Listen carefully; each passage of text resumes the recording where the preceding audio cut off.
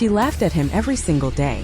She mocked the quiet janitor, thinking it was harmless fun, but she had no idea that he was about to become the most powerful person in the company and teach her a lesson she'd never forget. Stick around till the end, and after the story, tell me, how would you rate this story out of 10? Samantha Pierce walked into the office like she owned the place. Her heels clicked sharply against the polished floor. Her perfume lingered in the air, and her confidence filled every corner of the room. She wasn't the boss, not yet, but she carried herself like one. Everyone in the office knew her as the woman who wanted to climb higher than anyone else. She was smart, ambitious, and brutally competitive. But there was something else about Samantha, something colder. She believed that status defined worth, and anyone below her didn't matter. That morning she arrived early, a stack of reports in hand. As she stepped out of the elevator, she nearly bumped into Mr. Lewis, the janitor, who was mopping near her desk. "Ugh, seriously?" she groaned. "Do you have to do this right now?" Mr. Lewis looked up calmly. His uniform was faded, his face gentle but tired. "I'm sorry, Miss Pierce. I'll move to the next section." She rolled her eyes. "Just try not to slow me down next time. Some of us actually have real jobs." A few coworkers looked up uncomfortable, but no one said a word.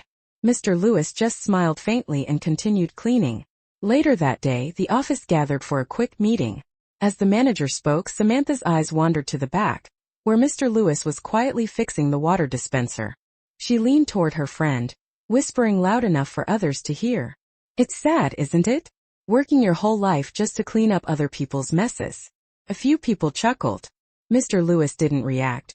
He just continued working, humming softly to himself. The manager, Mr. Coleman, cleared his throat. "Samantha, care to share something with the group?" She smirked. "Just an observation about work ethic." The room went silent. Mr. Coleman gave her a sharp look, but she brushed it off. In her mind, she was already above everyone else. When the meeting ended, Mr. Lewis passed by with a trash bag. Samantha tossed her empty coffee cup into it without even looking at him. "There you go," she said. "Something to keep you busy." He paused for a moment, looked at her and said quietly, "You know, Miss Pierce, a person's value isn't in what they do, but how they do it." Samantha frowned. "Whatever, philosopher. Maybe you should focus on your mop instead of life lessons." Mr. Lewis smiled gently and walked away. But something about his calmness unsettled her. She didn't know why, only that she hated how unbothered he seemed. As the day ended, Samantha looked out from her cubicle and saw him helping a new intern pick up spilled papers with a warm smile. Everyone loved Mr. Lewis, and that bothered her, because deep down she wanted to be admired, not for kindness but for power. What she didn't know was that the man she mocked was about to become the one person who would decide her future. The next morning, Samantha arrived even earlier than usual. Not because she loved her job, but because she wanted to be seen loving it. She had her routine perfected. Coffee in one hand, phone in the other, fake smile on her lips. Every morning she'd walk past Mr. Lewis, who was sweeping the lobby. He always greeted her with a gentle, "Good morning, Miss Pierce." And every morning, she replied with the same cold nod, as if even acknowledging him too warmly would lower her status. Today, however, her attention was elsewhere. Rumors had begun to spread like wildfire. Mr. Coleman, the general manager, had told someone that the company's owner, Mr. Hale, was planning to retire. And worse, that he was planning to name a new CEO before leaving. Samantha's heart raced when she overheard the whisper. This was her chance. Her big break. At lunch, she joined a group of coworkers gossiping in the cafeteria. "Apparently, Mr. Hale has been watching us for months," said one. "He's testing people, trying to see who really deserves it." Samantha smirked. "Then I guess I'm already at the top of his list." They laughed, but one coworker muttered, "Maybe he's looking for someone kind, not just smart." Samantha rolled her eyes. "Please. Kindness doesn't get you promoted. Results do." At the far end of the cafeteria, Mr. Lewis sat alone, eating his modest lunch, a sandwich and a thermos of tea. He looked peaceful. Almost too peaceful for a man who spent his life cleaning up after others. As Samantha passed by, she noticed his small notebook lying on the table, old, worn but neatly kept. Curiosity got the better of her. "What do you write in that?" "A list of trash bins." Mr. Lewis looked up, smiled. "No. Lessons I've learned from people." She laughed. From us? You mean the same people who barely talk to you? He nodded calmly. Especially them. For a moment her smile faltered. His composure irritated her. It was as if he saw something she didn't. Later that week, Samantha began her campaign. She stayed late every night, volunteered for projects, flattered her superiors. Anything to stand out. Her co-workers grew distant, tired of her manipulation. But she didn't care. The only person who treated her the same was Mr. Lewis. He still greeted her kindly every morning, even after the countless insults. One night, while everyone had gone home, Samantha was still working, typing furiously at her computer when she heard the faint sound of music coming from the maintenance room. She peeked through the door. Mr. Lewis was sitting inside, fixing a broken vacuum while an old jazz song played softly from a radio. He looked content, completely at peace with his simple work, humming quietly as if the world outside didn't exist. Something about it made her chest tighten. How could someone be happy doing that? She shut the door, shaking her head. No wonder he's stuck where he is. But deep down, something about his peace haunted her. The next morning, the HR department announced a surprise visit from Mr. Hale, the company's founder. Everyone buzzed with excitement. Mr. Hale hadn't been seen in months. He was old, wise, respected, and rumored to have a soft spot for humble people. When he entered the office, everyone straightened up. Samantha was the first to greet him, with a confident handshake and a rehearsed smile. But Mr. Hale's eyes drifted past her. They landed on Mr. Lewis, who was wiping down the coffee machine. Mr. Hale smiled warmly. It's good to see you again, old friend. The room went silent. Old friend? Samantha blinked. Did he just call the janitor his friend? Mr. Lewis only smiled back. It's good to see you too, Mr. Hale. And in that moment something shifted. A silent ripple of curiosity and confusion spread through the office. Samantha forced a laugh, trying to break the tension. Well, that's sweet. Our janitor really gets around, huh? But no one laughed this time. Because everyone could feel it. There was something about Mr. Lewis that didn't quite fit the image she had of him. Something hidden. And soon everyone would find out exactly who he was. By the next week, the office felt like a pressure cooker. Everyone whispered. Everyone watched. Everyone pretended to work harder than they really were. The word had spread. Mr. Hale was retiring soon. And not just that, the board was planning a massive reshuffle. Some people would get promoted. Some would lose their jobs. The uncertainty crept through the office like smoke, invisible but suffocating. Samantha could feel it in every conversation, every fake smile, every carefully worded, "How are you doing?" She hated it. But she also loved it because chaos meant opportunity. She started working even longer hours. Emails after midnight. Early morning meetings. She even volunteered to help organize the founder's retirement event, hoping to be seen as the face of stability. But while Samantha was scheming, others were worrying. The receptionist, Lila, quietly cried in the restroom one afternoon, afraid she'd be let go. The accountant, Mr. Chun, packed some things into a box just in case. And the janitor, Mr. Lewis? He was calm as ever, polishing the office trophies like it was just another day. When Samantha saw him, she scoffed. You do realize you might be the first to go, right? I mean, they always cut the non-essentials first. Mr. Lewis smiled softly. If I lose this job, Miss Pierce, I'll still have my peace. Can everyone here say the same? She rolled her eyes. Peace doesn't pay the bills. He nodded thoughtfully. Neither does pride, eventually. The words hit her harder than she expected. But she brushed it off and went back to her desk, telling herself she'd prove him wrong. Days passed. Tension grew thicker. Then one morning, HR sent an email that froze everyone in their seats. Subject: Important announcement. Executive changes incoming. Within minutes, the office turned into a storm of panic. People whispered, printed resumes, called friends at other companies. Samantha felt her heart pounding. This was it, the opportunity she'd been waiting for. She straightened her blazer, fixed her hair, and decided she would make herself impossible to ignore. Later that afternoon, she found Mr. Hale's assistant, asking casually, "So who's on the shortlist for the new CEO?" The assistant smiled politely but said nothing. Samantha leaned in. "Come on, I think I deserve to know. I've practically run this department for 2 years." Still silence. But just as she was about to leave, the assistant whispered, "All I can say is, Mr. Hale's been watching everyone. even the ones no one notices. Samantha frowned. What does that even mean?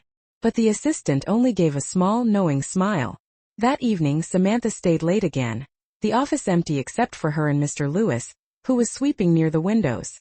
The city lights reflected in the glass, painting both of them in the same shimmering glow, but in completely different worlds. Samantha typed furiously, trying to impress a boss who wasn't even watching. Mr. Lewis quietly hummed, lost in his own world. Then he said something softly, almost to himself. Funny how people chase titles like they'll live forever. Samantha looked up. You wouldn't understand. Some of us want to be something. He smiled. You already are. The question is, do you like who you are? She glared at him. You talk too much for a janitor. He chuckled. And you listen too little for someone who wants to lead. That night Samantha couldn't sleep. His words replayed in her mind again and again. Do you like who you are? By morning rumors turned into news. Mr. Hale had gone silent. Monday morning came like a cold wind. The office felt off, too quiet, too still. Usually Mr. Lewis was the first to arrive, humming while he arranged chairs, tidying desks, greeting early birds with that calm good morning. But today he wasn't there. The mop leaned lonely against the wall. His cart stood still by the elevator, and the faint echo of his usual jazz music was gone. Samantha noticed first. She didn't know why, she never paid attention to him before, but the absence of his calm energy made the air heavier somehow. Probably got fired, she muttered to herself, trying to sound unaffected. Good. Maybe they're clearing space for people who actually matter. But as the day dragged on, the atmosphere grew tense. Whispers spread like wildfire. Did you hear? The janitor quit. No, I heard he got transferred. No, someone said he was taken to the head office. No one knew the truth. Even Mr. Hale's assistant looked uneasy. And then, in the middle of that confusion, another email hit their inboxes. Short, mysterious, and signed by the company's owner himself. Subject: mandatory meeting tomorrow, attendance required. That was it. No details. No explanation. But everyone could feel it. Something big was about to happen. The next day, the office was packed long before 9 a.m. Every employee sat at their desk, pretending to work but really waiting, eyes darting toward the conference room. When Mr. Hale entered, the chatter stopped instantly. He looked older than before, tired but proud, the kind of man who'd built something from scratch and loved it deeply. He smiled gently and said, "Good morning, everyone. I know there's been talk, so let me clear it up." He paused, scanning the room, his gaze calm but sharp. Yes, I am stepping down as CEO. And yes, a successor has already been chosen. A collective breath filled the room. Samantha sat straighter, smoothing her blouse, trying not to look too eager. This was her moment. But before I make that announcement, Mr. Hale continued, I want to tell you a story. The employees exchanged puzzled looks. Years ago, when I first started this company, I had a business partner. A brilliant man, patient, kind, and wise. But while I handled investors and clients, he focused on people. He believed a company's real success wasn't in its profits, but in how it treated those at the bottom. Samantha's smile flickered. She felt something cold crawl up her spine. That man disappeared for a while, Mr. Hale said softly. He wanted to see whether our values had survived, whether kindness still existed in these halls. He took a deep breath and looked toward the door. Please welcome our new Chief Executive Officer. The door opened and there he was, Mr. Lewis. But not as the janitor. He walked in wearing a tailored navy suit, posture confident, eyes steady, his hair neatly combed, a calm authority radiating from him. For a moment the room froze. No one moved. No one breathed. Even Samantha's pen slipped from her hand and clattered onto the desk. Good morning, he said, his voice steady. I've missed you all. Some gasped. Some whispered. A few even clapped, unsure what else to do. Samantha just stared. Her heart pounding so hard she could hear it. It didn't make sense. How could the janitor be the new CEO? Mr. Hale smiled proudly. Everyone, meet Mr. Jonathan Lewis, my co-founder, lifelong friend, and the man who's been quietly watching how we treat each other. He let that hang in the air for a long moment. You see, the greatest test of character isn't how we treat our bosses, but how we treat those we think can do nothing for us. A heavy silence filled the room. Some employees lowered their eyes in shame. Others shifted uncomfortably in their seats. Samantha sat frozen, her throat dry. Mr. Lewis, or rather Mr. Jonathan Lewis, CEO, turned toward her. Their eyes met. There was no anger in his face, just quiet disappointment. "Some of you have shown great compassion," he said. "Others have shown who they truly are." He smiled faintly, almost kindly. "But we all have room to change. I believe in that." Samantha couldn't speak. Her world tilted. Everything she built her pride on suddenly felt small, fragile, meaningless. She wanted to disappear. That day she didn't eat lunch. She didn't talk to anyone. She just sat at her desk, staring at the office door that now bore his name. Jonathan Lewis, Chief Executive Officer. And as she watched him walk through the halls, shaking hands, smiling, laughing softly with employees, she realized something terrifying. The man she had mocked, ignored, and belittled now held her future in his hands. And yet he didn't seek revenge. He didn't fire her. He didn't even mention their past. He simply led with grace. And that hurt more than any punishment ever could. The week after Mr. Lewis's revelation was pure torture for Samantha. Every step she took inside that office felt heavier than the last. Every time she saw his name on the glass door, Jonathan Lewis, CEO, it cut a little deeper. She could feel the eyes of her coworkers on her. The same people who once laughed at her jokes and flattered her now whispered behind her back. "That's her, the one who mocked him. I heard she called him useless. Bet she's scared for her job now." And they weren't wrong. Each morning Samantha arrived early, hoping to avoid him. But somehow Mr. Lewis was always there first. He'd greet her the same way he used to. "Good morning, Miss Pierce." No resentment, no sarcasm, just calm kindness. And that was what broke her the most. Because she didn't deserve it. A week later, she was summoned to his office. She walked in nervously, her palms slick with sweat. He gestured for her to sit. "I've been reviewing employee evaluations," he said softly. "Yours are impressive. You're smart, determined, and efficient. But there's one thing you lack." She swallowed hard. "What's that?" He looked her in the eye. "Empathy." The word hit her like a slap. "You see," he continued, "leadership isn't just about control or results. It's about lifting others, not stepping over them. I want to give you a chance, but not the kind you expect." Samantha frowned. "A chance?" He nodded. "I'm assigning you to a new department, the Community Outreach Division. It's struggling, low morale, low performance. You'll lead it." She blinked in disbelief. "That's not my area, sir. I belong in corporate strategy, not charity work." Mr. Lewis smiled gently. "Then consider it a learning experience." Her pride flared. "With respect, sir, this feels like a demotion." He didn't raise his voice. "Maybe. Or maybe it's an opportunity to see what real leadership looks like." She wanted to argue, but something in his calm gaze stopped her. For the first time in her life, Samantha had no clever words left. Her new office was smaller, tucked in the corner of the old building. The air smelled of dust and coffee. Her new team? A group of people who looked defeated. An overworked single mother, a timid intern, a man nearing retirement who no one remembered. First, Samantha hated it. She barked orders, rewrote everything, demanded late nights. Her team obeyed, silently, miserably. And within a week, half of them called in sick. Frustrated, Samantha sat alone one evening, staring at the cracked whiteboard. Nothing was working. Then, as if on cue, she heard that soft voice again behind her. "Long night, Miss Pierce?" She turned. Mr. Lewis stood at the doorway, still in his suit, holding 2 cups of coffee. He walked in and placed one on her desk. "You remind me of myself before I learned what mattered." Samantha sighed. "If you're here to lecture me—" "No," he interrupted gently. "I'm here to help." He looked around the room. "You have bright people here. They're not lazy. They're tired of being unseen. Try listening, not managing." And just like that, he left. His words lingered in the air. Heavy but true. The next morning, Samantha did something she had never done before. She apologized.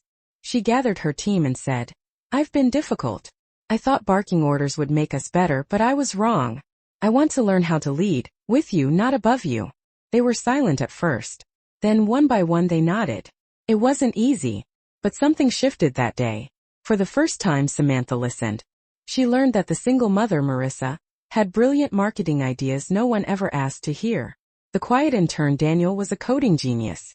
The older man, Mr. Grant, had connections in the local community that could rebuild their outreach projects.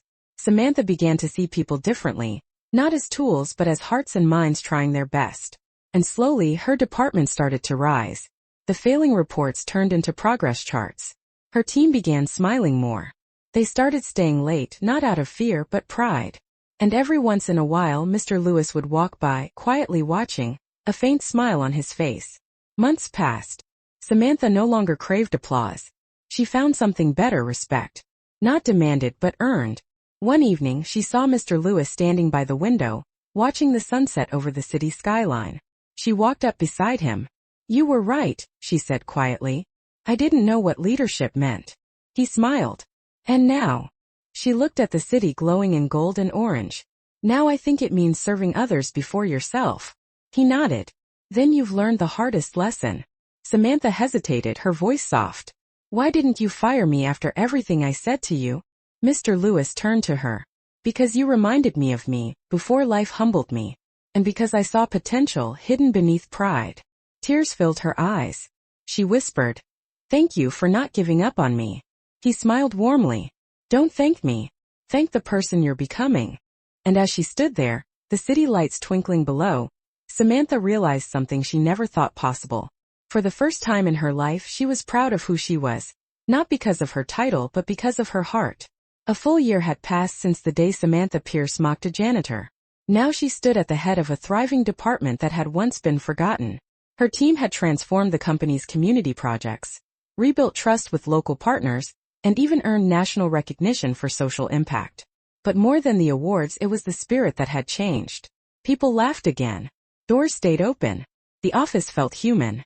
And Samantha, the same woman who once measured worth by status, had become the one encouraging new interns, sharing lunches with assistants, and thanking the cleaning staff by name. One Friday afternoon, she received an unexpected message. "Mr. Lewis would like to see you." She walked into his office, heart calm yet curious. He stood by the window, sunlight catching the edges of his silver hair. "Come in, Miss Pierce," he said with a warm smile. "Or should I say Director Pierce?" She blinked. "Director." He handed her a letter embossed with the company seal. "The board has approved your promotion. Effective immediately." Her eyes filled before she could speak. "I don't know what to say." "Say you'll keep growing," he replied gently. "Not just upward, inward." She laughed through her tears. "I will." He nodded. "Then I can retire in peace." That evening the entire company gathered for a small farewell party for Mr. Lewis. No tuxedos, no big stage, just laughter, soft music, and heartfelt goodbyes. When it was Samantha's turn to speak, she took the microphone and looked around the room, the same faces that once watched her climb alone. "A year ago I thought success was about power," she began. "I thought being seen was more important than seeing others. But then someone I didn't respect taught me what leadership truly means. Serving with humility." She turned toward Mr. Lewis. "You changed my life, not with punishment but with patience. Thank you for showing me that greatness isn't about titles. It's about heart." The room erupted in applause. Mr. Lewis simply bowed his head, smiling through misty eyes. Later that night, as the office emptied, Samantha stayed behind. She walked through the quiet halls glowing under dim lights. At the janitor's closet where Mr. Lewis used to keep his mop, she stopped. The door was half open. Inside sat the old cleaning cart, untouched. On the top shelf lay his worn notebook. Curious, she opened it. Inside were handwritten lines, simple but powerful. "We rise by lifting others.